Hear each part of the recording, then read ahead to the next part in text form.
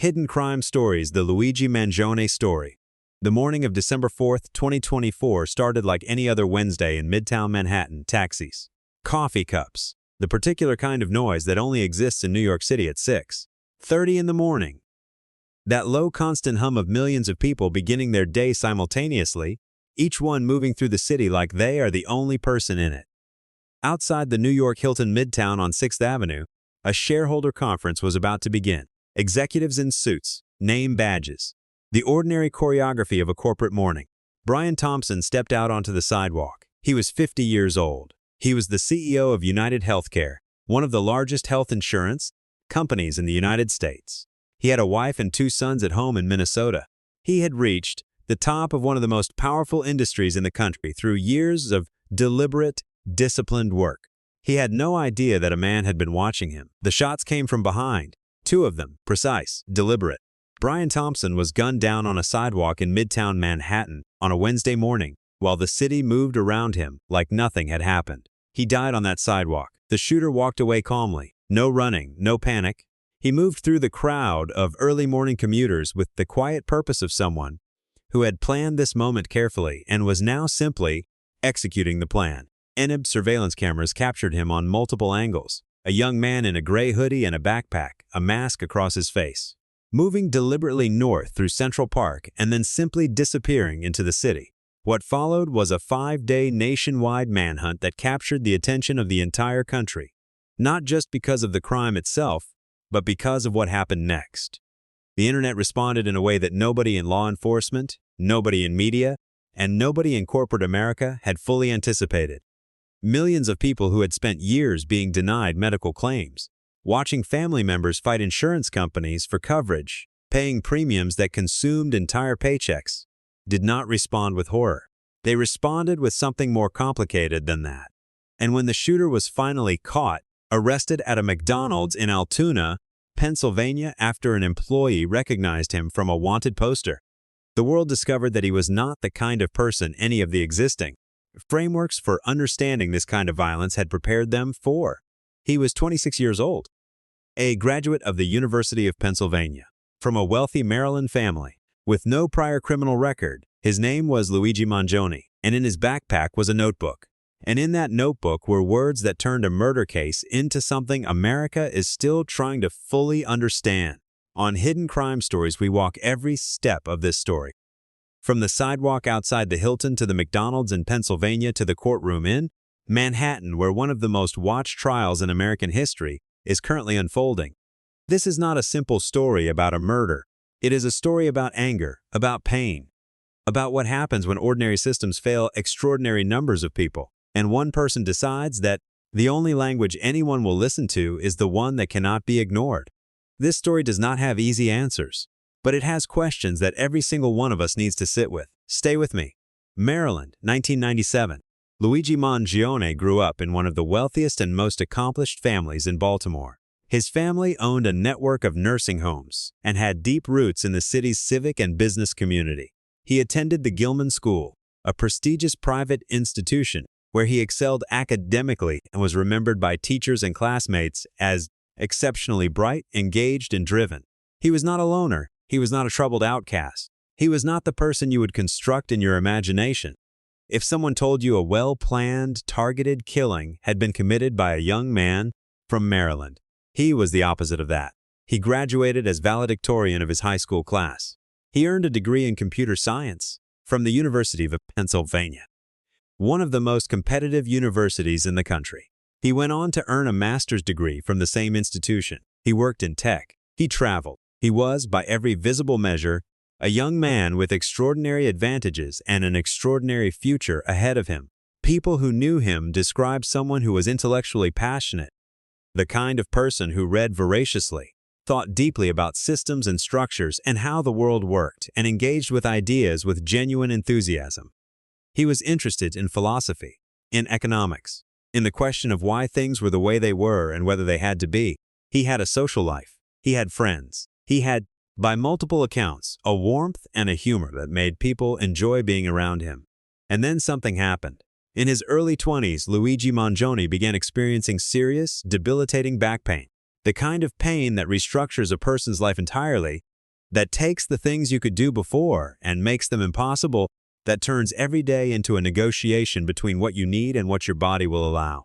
He pursued treatment. He pursued answers. He tried, with the same intensity he brought to everything else, to solve the problem of his own suffering. And somewhere in that process, in the months and years of medical appointments and insurance paperwork and claim denials and the grinding, dehumanizing machinery of the American healthcare system, something in Luigi Mangione shifted. He began writing, and what he wrote would later be found in a notebook in his backpack and entered into evidence in a murder trial.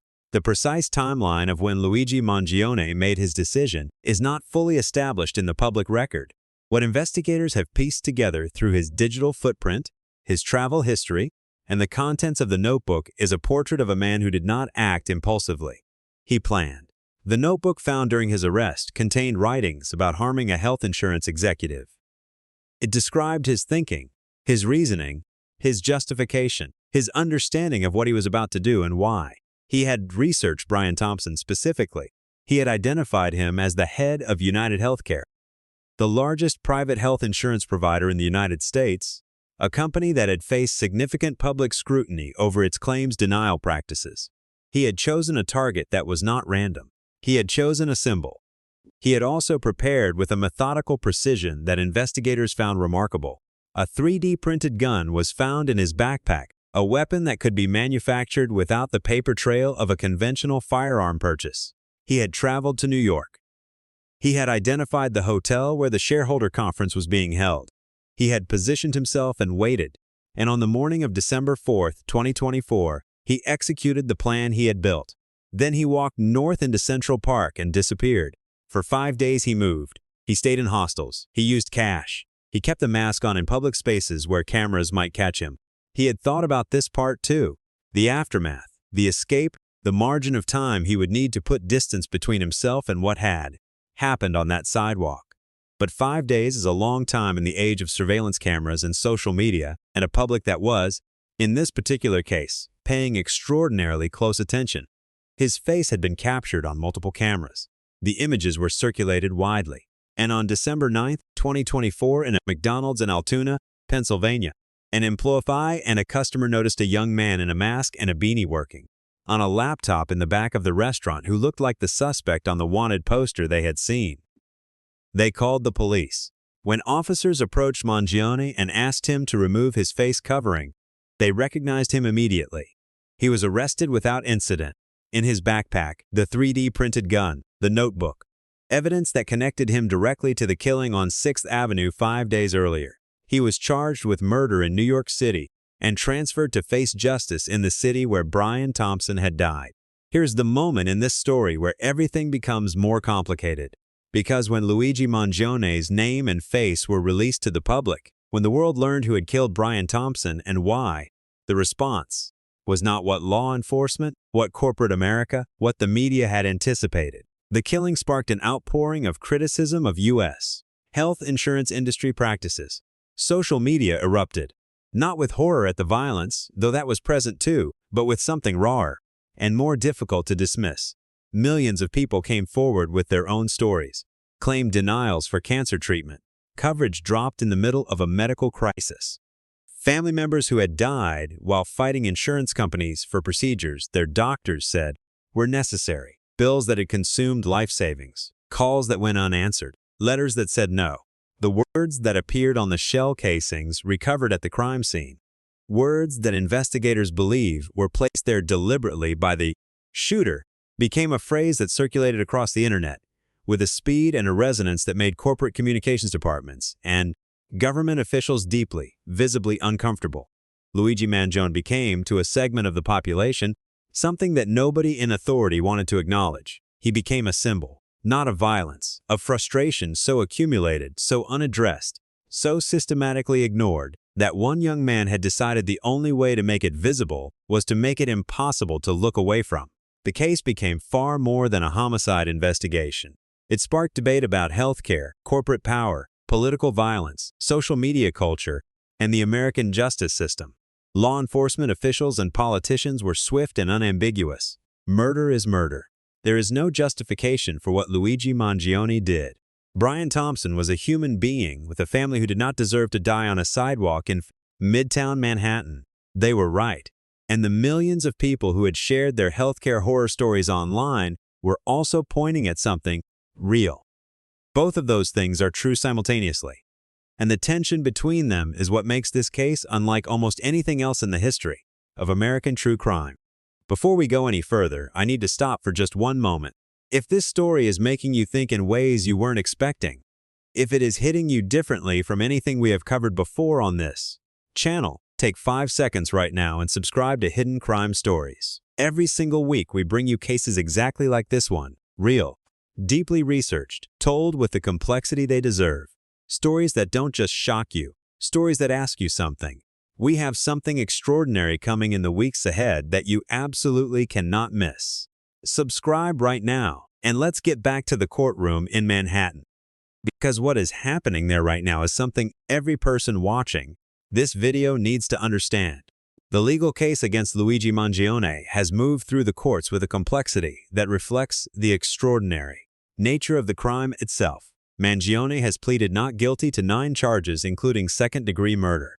The proceedings have already generated significant legal battles. Prosecutors originally pursued terrorism-related murder charges in New York, but a judge dismissed those counts in September 2025 after finding insufficient evidence that the legal standard for terrorism had been met. The terrorism designation had been deeply controversial from the moment it was applied, raising questions about what terrorism means legally and whether applying it to a targeted killing of a corporate executive stretched the definition in ways the law did not support. On the federal side, the case has also evolved significantly. Federal prosecutors initially sought the death penalty, but a federal judge dismissed the murder through use of a firearm charge and another firearms charge in January 2026. As a result, the death penalty is no longer available in the federal case. The evidence hearings produced their own drama. On May 18, 2026, Judge Gregory Caro ruled that prosecutors can use the 3D printed gun and the notebook found in Mangione's backpack as evidence in the state trial. The defense had challenged how those items were discovered, arguing that the initial search was conducted without a proper warrant. The judge allowed them. That notebook, those pages of Mangione's own handwriting describing his thinking and his intentions, will be read aloud in a Manhattan courtroom, in front of a jury, in front of the country. The state trial date was set for June 8, 2026, just days from now as this episode is being produced, which means that the most watched criminal trial in recent American history is about to begin. And the questions it raises about motive, about context, about what a jury of ordinary Americans will make of the evidence and the man who produced it are questions that nobody can fully answer yet. What we know is this: Brian Thompson is dead. He was 50 years old. He had a wife and 2 sons. He was a human being who went to work on a Wednesday morning and did not come home. Luigi Mangione is 27 years old. He is sitting in a Manhattan jail cell awaiting trial. He has pleaded not guilty. His lawyers are fighting the evidence. The full weight of the American legal system is about to be brought to bear on what he did and why. And somewhere in the space between those two realities, between the man who died and the man accused of killing him, is a conversation about healthcare and corporate power and human suffering and the limits of what people can be pushed to endure before something breaks. That conversation is not going away. The case has made clear the depth of frustration and anger at the American healthcare system in a way that no policy paper, no congressional hearing, no advocacy campaign had managed to do. That is the uncomfortable truth at the center of this story. And it is one that everyone, regardless of where they stand on Luigi Mangione, regardless of how they feel about what he did, needs to reckon with honestly. As of the recording of this episode, the state trial of Luigi Mangione is days away from beginning. What the prosecution will argue is straightforward. Luigi Mangione identified a target, planned a killing, traveled to New York, waited, and shot Brian Thompson twice in the back on a public sidewalk in front of surveillance cameras. The evidence, the gun, the notebook, the surveillance footage, the digital trail, is, prosecutors argue, overwhelming. What the defense will do is less clear. The not guilty plea opens multiple possible avenues, challenging the evidence, challenging the circumstances of the arrest and search, presenting a picture of Luigi Mangione as a young man whose circumstances led him to a breaking point that the law should weigh carefully. What the jury will make of all of it. 12 ordinary Americans sitting in a Manhattan courtroom, listening to the notebook read aloud, looking at the surveillance footage, hearing from Brian Thompson's family about who he was and what was taken from them, is something nobody can predict. What is certain is that this trial will be watched by more people than almost any criminal proceeding in recent memory, not just because of the crime, because of what the crime exposed. Mangione became an online folk hero for some Americans who decry steep healthcare costs and claim denial practices by insurance companies. That response, uncomfortable, more complicated, impossible to simply dismiss, will be present in that courtroom whether it is acknowledged or not. Jurors are human beings. They have insurance cards in their wallets. They have had their own experiences with the system that Brian Thompson led. The question of whether any of that is legally relevant is one thing. The question of whether it is humanly relevant is another. And this trial is going to force America to sit with both questions simultaneously for however long it takes to reach a verdict. Brian Thompson's family deserves justice. His wife and sons deserve to have the full weight of the law applied to the man who took him from them. And the millions of people whose stories flooded the internet in December 2024 deserve to have their suffering acknowledged as something real, not as a justification for violence, but as a reality that existed before that sidewalk in Midtown Manhattan and will continue to exist long after this. Trial is over. Both of those things are true. Holding both of them at the same time is the hardest thing this asks of us. Before I give you my final thoughts, I want to speak to you directly for just a moment. This episode is different from anything Hidden Crime Stories has produced before. It is a story that is still unfolding, a story without a verdict yet, a story that asks more questions than it answers. If it moved you, if it made you think, please leave a comment below right now. Tell me what this story made you feel. Tell me where you stand. Tell me what question it left you with. This is the kind of conversation this channel was built for. And when the verdict in this trial comes in, we will be here to cover it fully and honestly. Subscribe right now so you don't miss that episode. And if someone in your life needs to hear this story, please share this video tonight. Now, here is what I want you to carry from all of this. I want to be honest with you about something. This episode is the hardest one I have ever had to write for this channel. Every other story we have told here has had a clear moral shape, a monster hiding behind a trusted identity, a victim who deserved protection and did not get it, a justice system that slowly, imperfectly, sometimes too late, eventually did what it was supposed to do. The Luigi Mangione story does not have that shape. It has Brian Thompson, a real man, a father, a husband, a human being, who was killed in a targeted act of violence, and whose family is living with that loss every single day. His death is not a metaphor. It is not a symbol. It is the permanent, irreversible end of a specific person's life. And that deserves to be stated plainly and without qualification. It also has this: a generation of Americans who have watched family members fight insurance companies for cancer treatment, who have received letters denying coverage for procedures their doctors said were urgent, who have made the impossible calculation between paying rent and paying a medical bill, who have sat in waiting rooms and on hold and in the particular kind of helpless rage that comes from knowing that a system designed around profit is making life and death decisions about people they love. Both of those things are real. And the reason this case has generated the response it has, it became something larger than a murder investigation almost immediately, is that it sits directly at the intersection of both of them. It is a story about what happens when private pain meets public failure, when individual suffering becomes so normalized that it no longer generates the urgency it deserves, when the people at the top of the systems that cause that suffering move through the world with a security and a comfort that feels. To the people at the bottom, like an obscenity, Luigi Mangione made a choice. Whatever the jury decides about his guilt or innocence and the evidence appears substantial, he made a choice to respond to his pain and his anger by ending a human life. And that choice is not something any amount of systemic failure justifies, but the anger that choice expressed, the specific, documented, million-strong anger that erupted online in the days after Brian Thompson's death.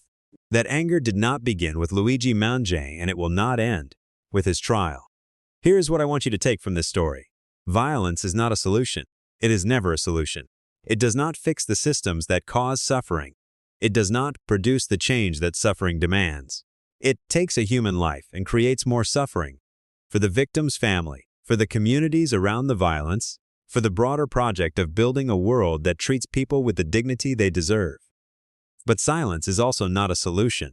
The millions of people who shared their healthcare stories in December 2024 were doing something important.